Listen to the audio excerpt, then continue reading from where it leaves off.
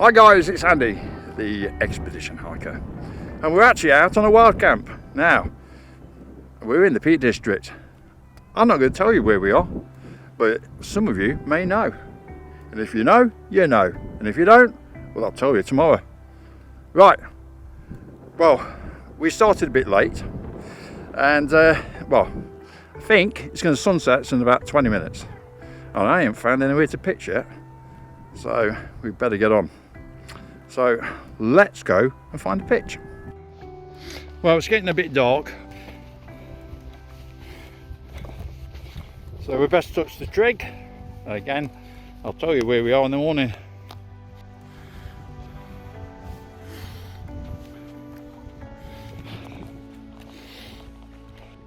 So tap, tap, tap. Right, now let's find a pitch somewhere amongst that lot there, away from the track. Somewhere a bit discreet. It's one of the rules of wild camping is get off the beaten track. Right, anyway, as you can see, light is fading fast. So you know full well that I'm setting up in the dark. I think some trees a bit further on. I'm looking to go somewhere near there.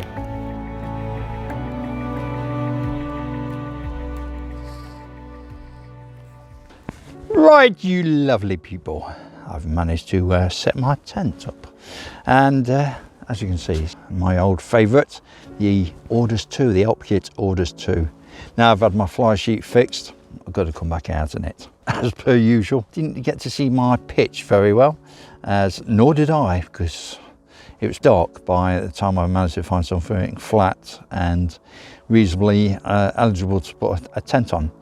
I have got a bit of a mound here, and as I walk out the door, there's a rock to my left hand side, so I've got to remember that in the morning when I try to get out my tent, that I don't smash my knee into a rock. But nevertheless, it was the flattest pitch I could find. We were on our first wild camp of the year, and after the Christmas wild camp they didn't go too well. It's great that we've managed to get out today. As I mentioned earlier, some people may know where in the Peak Districts I am, but some people may not, and I won't tell you till the morning. Tomorrow we've got another great walk to do, so we're going to walk down to Garam's Edge. It's not an edge I've ever come across before. I've come across this area I'm on now, but something slightly further down. A good place for bouldering if you're into that sort of thing. Me, not. Long time ago, yes, not so much now. Now, after that, we're going to head up to onto Baslow Edge, over to Curbar Gap, over to Curbar Edge, and then onto Froggatt's Edge. And if we get enough time, I'm hoping we might even be able to try and get down to Padley Gorge. As you may noticed with my camera that I'm still playing with, my new one, it's got night vision, so we might see if we can stick it around somewhere around here tonight and see if we can pick up something walking by. But then again, I'm not sure if I want to see, because the wildlife around here, longhorn cattle wander these areas, and I have seen a bit of their poo sitting around, so I don't want to come across one of those. Anything else, not so bothered. So hopefully tomorrow we'll get to have a good old walk. Now tonight, it is January, and it is expected to drop down to about 0 degrees tonight. But I've come prepared. I think probably a bit of an overkill actually. I could have probably dealt with the weather down to about -20 for what I've got tonight, which I'll show you right now. Right, so the equipment that we brought out with us tonight, as I said, we were in the Elk Kit Orders 2. I have used it in all weathers and all seasons. Sorry for my sock wobbling around in here. Although it is a great tent, it hasn't got bags of space, but it is quite compact and very stealthy, quite low to the ground. I've got a mat here. It's the type of thing that you use for putting them behind radiators actually. I bought a roll of it. It's like bubble wrap, and it's got silver foil on both sides, so obviously that will transfer the heat more to my body than into the ground. Then on top of that, we've gone a bit of an overkill, so my mat of choice is the Aerostat Sync 7 by Mountain Equipment, and the R value is 4.5. So in the UK, that's perfect. I mean, unless you're going down to temperatures less than probably minus 20, I don't think you're going to have any problems with this. We'll talk about that more in future. I shall bring out a review on it. Moving on to that, what we're sleeping in. So I've actually got a quilt from Valley and Peak. The only problem is with these quilts is that, well, Valley and Peak have stopped making them. So this was made to measure for me. It goes down to 2 degrees. That's its comfort rating. Would say it's actually go down lower than that, probably about 0 to about -2. And I've been still quite warm in it. As I went for a bit of an overkill tonight, I've got my quilt, and then underneath it, well, inside it, I've got a fleece liner. Then on top of that, I've got my Van Gogh pillow, my new one that I've been trying out that I quite like, and then I've got my faithful Trekology underneath that. So yeah, quite good warm setup for tonight. In fact, I got a feeling I'm going to be quite warm, too warm in it. Also, I've got my long johns, which is my general sleeping wear when I'm out camping anyway. So that's my setup. Hopefully, I'm going to have a good old night's sleep. Now, tonight I've downloaded a few Netflix programs, so hopefully we'll get to watch them. Because the only problem is with winter camping is that you spend so much time inside your tent. I'm going to probably get some food on now, and we're going to retire to the tent. So I shall speak to you in a little mo. Well, we've got a bit of a disco going off inside. I bought one of my camera lights. It's a bit bright. Apart from the tent itself, you can't see nothing. So I'm cooking my food now.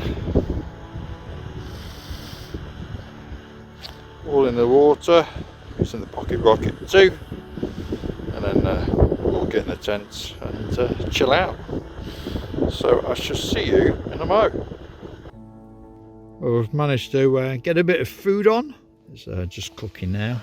The adventure foods. Pasta ai fungi. Funny enough, there's no bugs about at all. I've got the front mesh open. I haven't seen a bug at all yet. And I've got it's lit up like Blackpool illuminations in here. I've got this big strong light on the left. I've got my headlamp on. I've got me beam there as well. So I've got enough light in here. And fortunately, even with all this light, I'm still not giving myself away because I've been up in the moorlands away from the tracks and everything else. Food is about to be eaten. Oh, and here's the beer for tonight. So we've got a Seven Brothers, and it's honeycomb flavour. So this is a pale ale, honeycomb flavour by Seven Brothers. I've never had this one before. We should see what it's like. I'll give you my verdict in a moment. Let me eat up and I'll see you in a moment. Right guys, so I've had my dinner and now, actually the temperature's dropped quite considerably. I've just checked, it's -1. Have enough gear as a bit of an overkill, but I'm still warm. And I do like this quilt. It's a pity that Valley and Peak have decided to stop making them. I think they've expanded as a company. They're selling a lighted equipment quilts instead. I think some firmware as well, which is a pity because I like this one, and I did contact them to say, well, I wanted an over quilt for like obviously winter conditions, but they said that oh sorry, we've stopped making quilts, which is a pity. Well, at the moment it's -1. I still feel quite warm, although I have got the fleece mummy lino as well, but the combination of the two and the mountain equipment mat, yes, I feel very warm. And well, it's about 9 o'clock now, so what I'm going to do is I'm going to say night night for me, and I shall see you in the morning.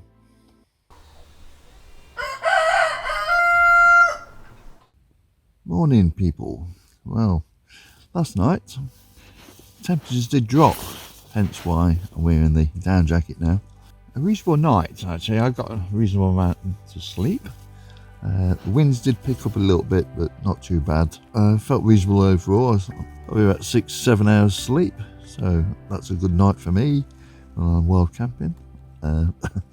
So the funny thing about it, I do love going out and wild camping and outs, but generally don't sleep very well when I'm out camping or backpacking or anything when I'm outdoors. But I still do it and I still love it. So, right, we've got up. Well, we haven't got up yet. We haven't got out to quilt yet, but we shall venture out in a moment so we can get on this good old walk today, hopefully to get up to Padley Gorge.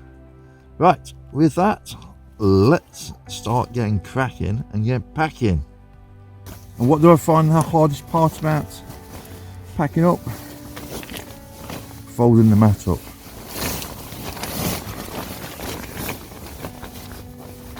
When you're a little bit of a confined space and you're trying to pack your mat up, that's probably the hardest thing. Especially this mountain equipment one. As I say, it's got the insulation parts inside it, which is great, but it does mean it's not that easy to pack away. Oh, yeah. First you try and get it flat, and then try and get the air out, and then rolling it up.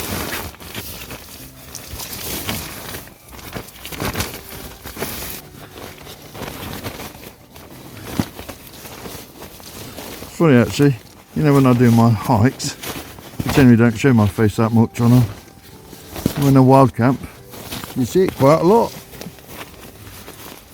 But then again, we are walking today, so you'll be usual. You won't see much of me. I prefer you to see what I see rather than my own mug. So it's funny that I've been looking at these analytics. It looks like 80% of the people that watch my channel aren't subscribed. So please subscribe. And funny enough, 20% of the people that look at my videos are female. Now, obviously, they're not coming to watch my lovely mug because they ain't that lovely. So they must be coming to look at the adventures, skills and experience that I have of the outdoors. Now, with that 20% and the other people that come to view, thanks for watching. Thanks for getting me to the next goal. And well, I've got plenty of adventures to do this year. I've got a few long distance walks we're doing. Hopefully going up to Scotland later in the year. Not to do the West Island Way, I did that donkeys years ago. There's a couple of other walks I want to do. Lots of long walks, lots of, a few wild camps, and some, well, hopefully some more gear, because I keep buying all this stuff. Might as well tell you what I think of it. Right, okay, let's get packing.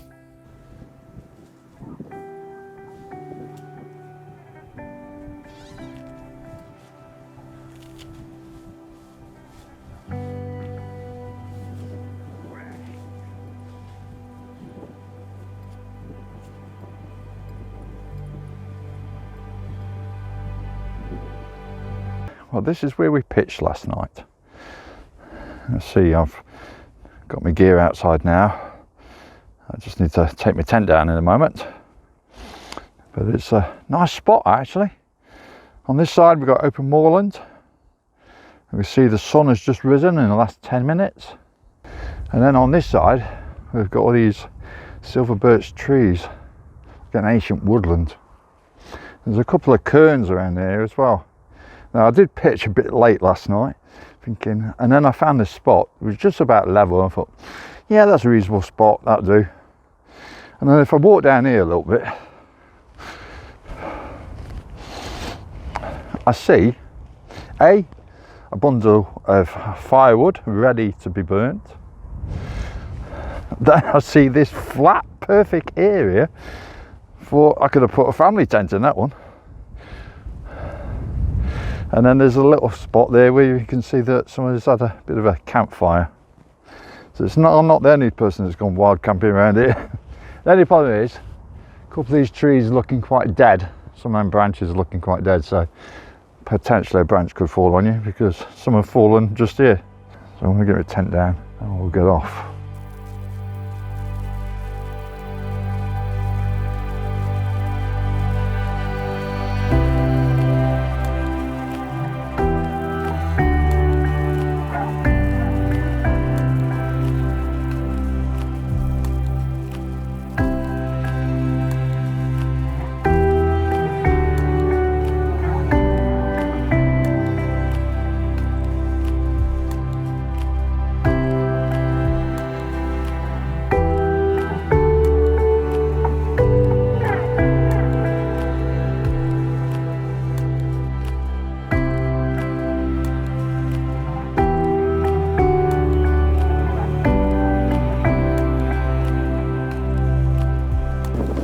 Right, first things first, leave no trace. Bit of litter there, pick it up.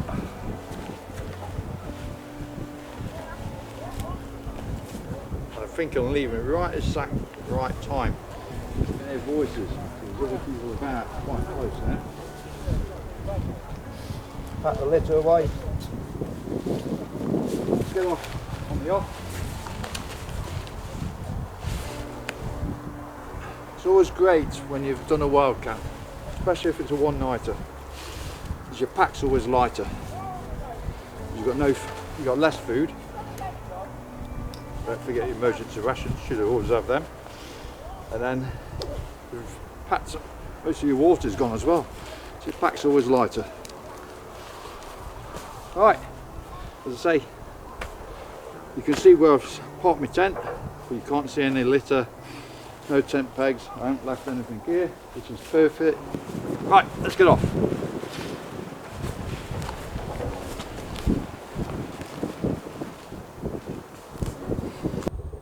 So whereabouts am I? I did say this morning I'd tell you, if you don't know. Well, let me go by 3 ships a sailing.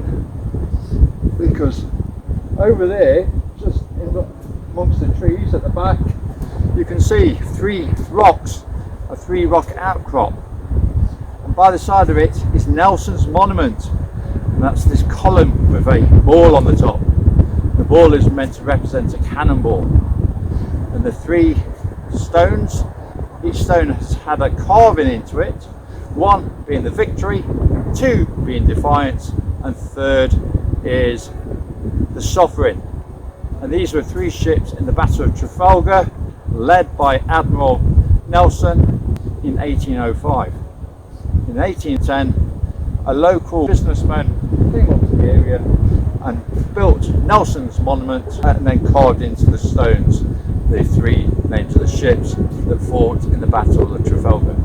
Right, so that's the area we were at. As you can see, that's where the 3 ships are, just on the horizon there. So you might be able to sort of like guess the area I'm in now.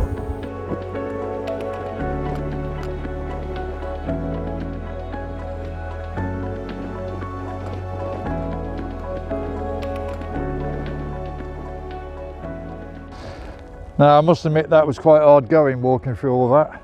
It's like clumps of grass. You had to try and find your route, but nevertheless it's a gorgeous area to be. You can see garden edge just down there, or the end of it, and then we can see over there is Big Moor, and that's where we were when we should have gone on our Christmas wild camp, although we did do the walk and found the Barbrook to the stone circle, and I think heading up straight in that direction in the centre of the picture now is where the Barbrook, the brook itself, the water source.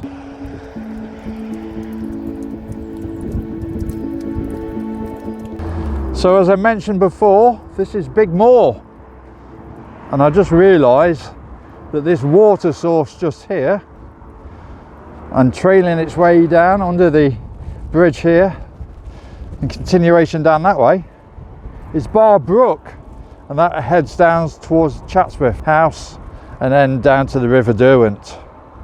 We're heading up this way where those people are, and then we're going to take the track. Hopefully it's going to pass us by Wellington Monument and up to Froggatt's Edge. So we've just come across this, I think it looks like a waymark, guys, and then to the left of it, got this. Now if you remember when we were out on Big Moor, we came across alongside White Edge in a poetry stone, and it seems this is another one of these. But as getting closer we can see canvas all points, raise the azimuth, width the tide from 1709 to 2008. It does look like a sail. On the opposite side, edge keen to the wind.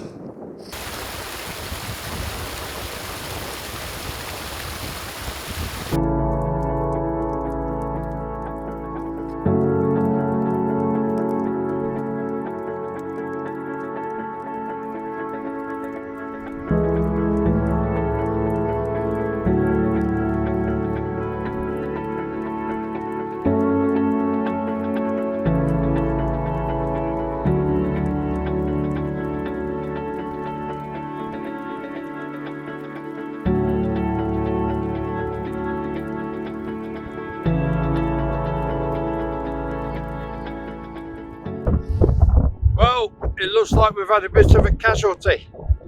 As I was setting up the camera to do my last bit of filming near a fence, I didn't notice until I looked down. And now hemorrhaging, 2 little rips. My feathers are coming out. I'll have to tuck them away or stick some duct tape on them or whatever, I don't know. Hopefully it will last out and they won't still have feathers in them by the time we get home. We're heading up towards Wellington's Monument now, which is not far away from where we are now. Just haven't found it yet.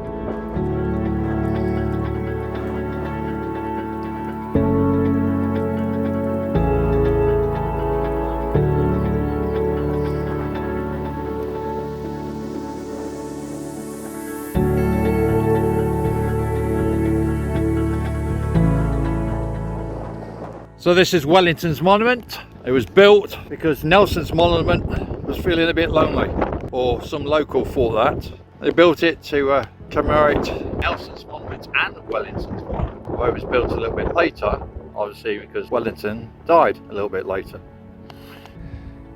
And from Wellington's Monument we can look across landscape, and then seeing in the gap we can see Chatsworth Estate, Chatsworth House, and by the side of it is the River Derwent, where Bar Brook feeds into the Derwent. I walked that way once before alongside the River Derwent when I did Derwent Valley Heritage Way, so if you want to see that video I'll leave a link to it here. But we're heading this way towards Eaglestone and then get up to Baslow Edge.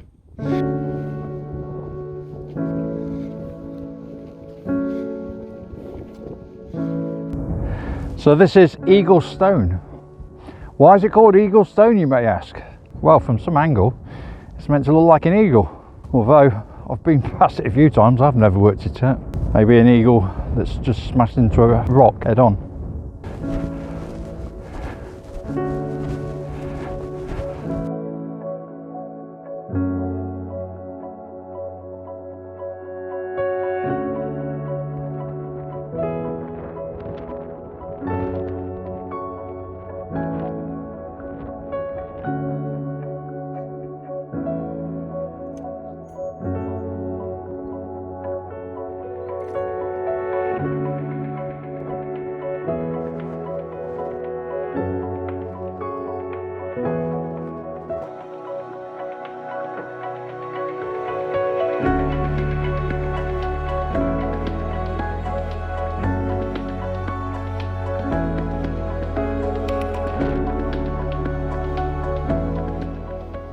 Okay, it's a bit breezy up here. It's a lot windier than it said on the forecast. We can see Baslow moving along to Curbar.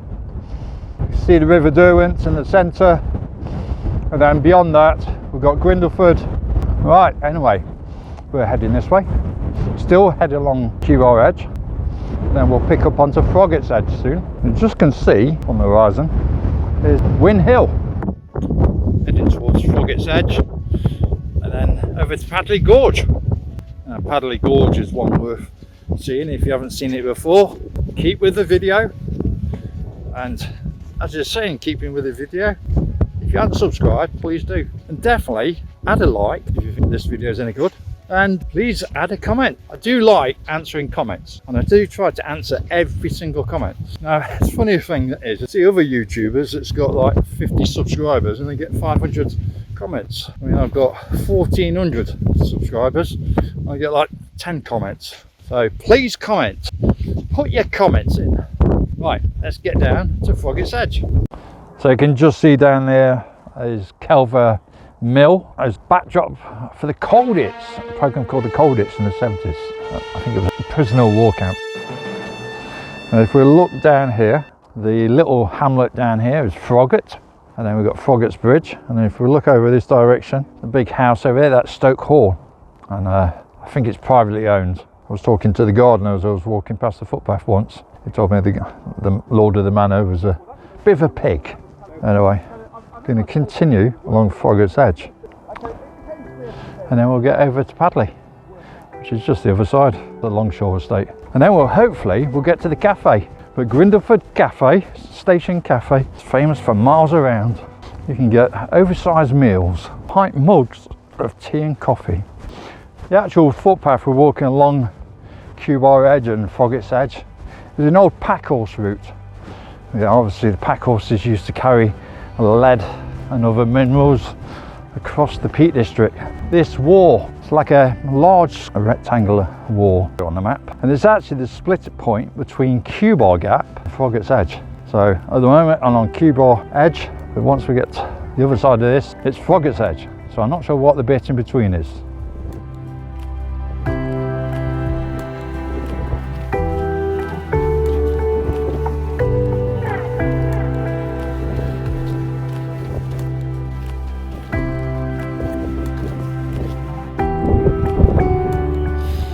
So this would be a lone dog, no owner, and his goat.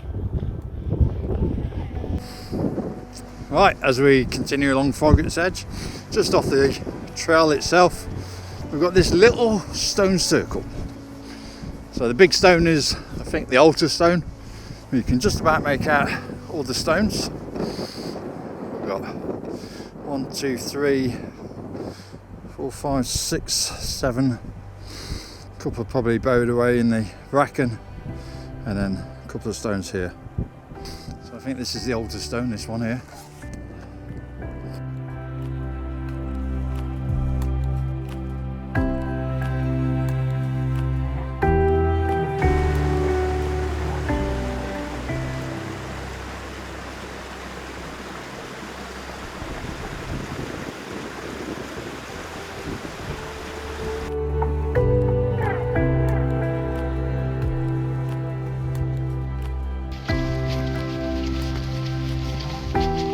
Right, we're heading off Froggatt's Edge. Now we're going to pick up onto the Longshaw Estate.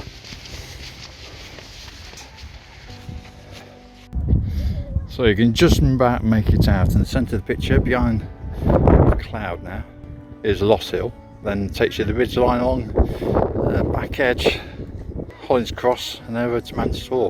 And beyond that would be Kinder.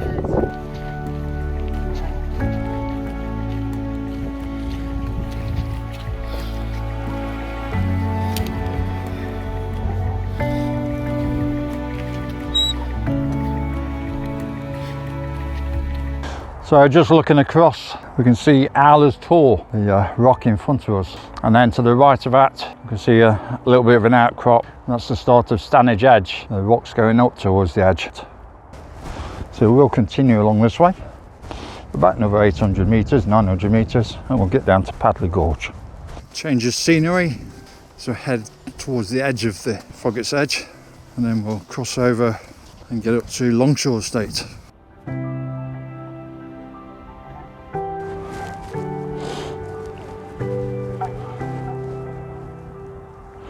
I'm trying to work out if that's a bullfinch or a chaffinch. He's got all sorts of colours going off on there.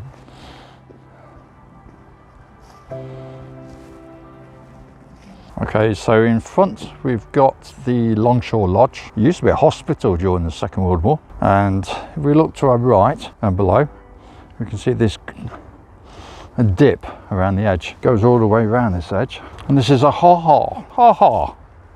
And a ha-ha was to stop animals getting in, and it's to stop deers generally getting in onto the main like part of the lodge. Right, anyway, looking that way we can see Coles Walk, which is the one nearer to us, and then Higgers Tor behind it. I did a wild camp on Coles Walk a couple of years ago, so if you want to see that video, I'll leave a link to here. Anyway, we're going to head down to the road now, take a left, and then we're going to pick up onto Padley Gorge. So as we reach the road, we come across this little building with a moss roof, and in its yard there's a couple of millstones. So we've got a couple of runner stones there. This could be a pulp stone one in front of us, and we've got another pulp stone here. And then if we walk into here, what can we find? There's actually a lot of information to the local area. So it tells you about the living landscape, the animals and birds. And looking on, we've got trails through time, including on the right hand side of this picture, the pack horses that used to carry the minerals and ores across this landscape. And moving across Northern Grit, talking about the millstones that was used in this area, and stones to make buildings and bridges and all sorts. And then the people's estate, the people that lived on the Longshaw Estate. And we start with the footbridge that crosses the gorge. Now it is, I would have thought, one of the #1 walks in the Peak District. And in the summer, this top area, hordes of people come here. Little children usually paddling in the water. Just looking away. The SES, they're not. They're all in combat. One's got a balaclava on, but no, it's not the SES. Saturday and Sunday crew.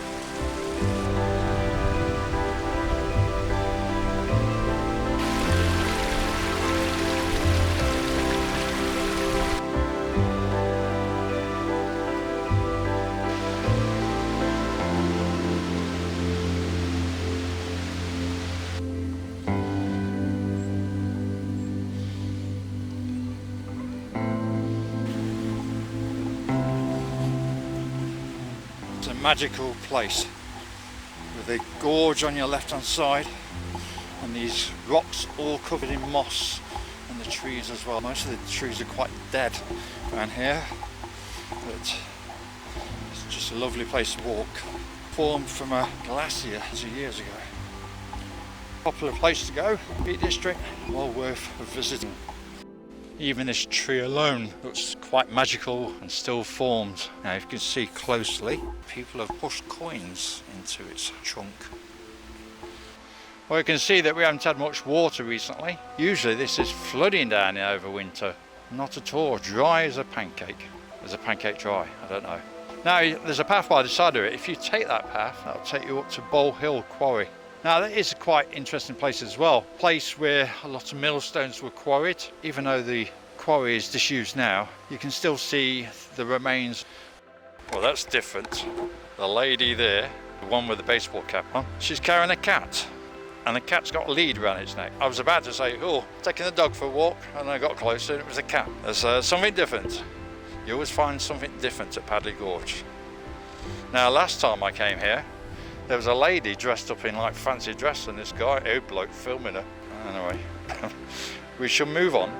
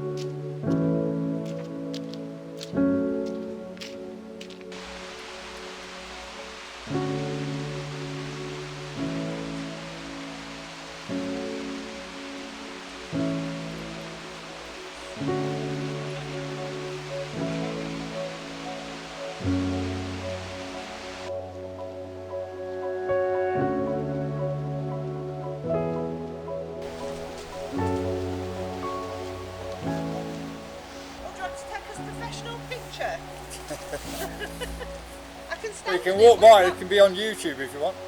Yeah, go on then, I will be. Just from back. Where do you want to stand, Princess, for your pause? So as we've just climbed the steps, we turn to our left. We're building here. We'll have a quick look. So this is the ammunition store for Bowl Hill Quarry. Obviously no longer used. We've got these steps going up. There was a ledge there. Maybe the ammunition was stored underneath.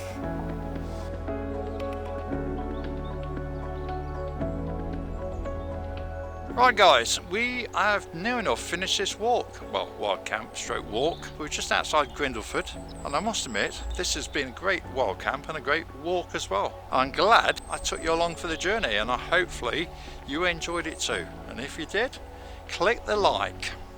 Feel free to make a comment, and if you haven't subscribed, please do. So take care, look after yourselves, and bye-bye hikers.